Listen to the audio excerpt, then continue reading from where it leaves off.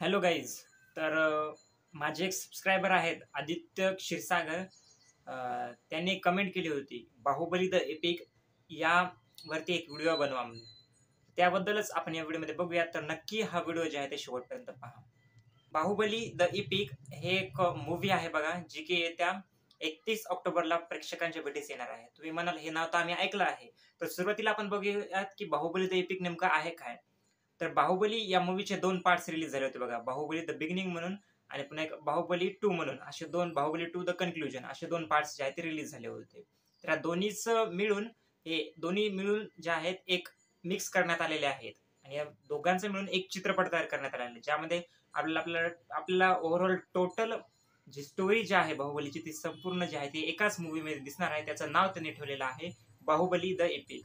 जवळपास तुम्ही जर बघितलं तर दोन्ही चित्रपट 2-3 घंट्याचे म्हणजे मूवी बघायला गेलं तर 5-6 घंट्याचा होतो. परंतु डायरेक्टर जे आहेत एस एस राजामौली, त्यांनी दोन्ही मूवीचं कन्व्हर्जन 2 ते 3 घंट्याच्या मूवीमध्ये जे आहे ते केलेलं आहे. म्हणजे ओव्हरऑल मूवी जी आहे, पूर्ण स्टोरी जी आहे, आपल्याला फक्त 2 ते 3 तासामध्ये जे आहे ते बघण्यास भेटणार आहे.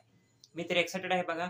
कारण की आतापासूनच या मूवीसाठी जवळपास 1,00,000च्या वर प्रेक्षक इंटरेस्टेड आहेत. आणखी 1 महिना या मूव्हीच्या रिलीज डेटसाठी बाकी आहे आणि खूप सारे प्रेक्षक सध्याही इंटरेस्टेड आहेत. म्हणजे रिलीजमध्येही हा चित्रपट खूप काहीतरी रेकॉर्ड मॉडेल असे चान्सेस जे आहे ते दिसत आहेत. तर अशा प्रकारचं आहे बघा बाहुबली द एपिक. तर तुमचं याबद्दल काय मत आहे? नक्की मला कमेंट सेक्शनमध्ये कळवा. Thank you.